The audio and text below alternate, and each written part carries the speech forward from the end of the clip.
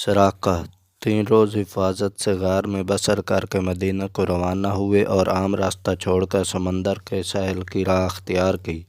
سراقہ نے ابو جہل کے انعام کے شوق میں گھوڑا دوڑاتے ہوئے گرفتاری کے لیے پیچھا کیا۔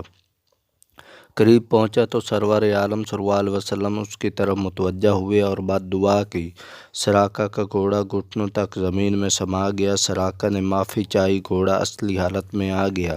یہ سمجھا کہ انسان کے پاس کوئی دوسری قوت ہے، قریب ہے کہ اس کا دین غالب ہو اور سب اہل مکہ ایک روز اس کے علم کے نیچے جمع ہوں۔ عرض کیا، اے محمد صلی اللہ علیہ وسلم، میں وعدہ کرتا ہوں کہ آپ صلی اللہ علیہ وسلم کے متعلق کسی سے تذکرہ نہ کروں گا مگر ایک التجا ہے۔ آپ صلی اللہ علیہ وسلم نے اظہار کے لیے اشارہ فرمایا۔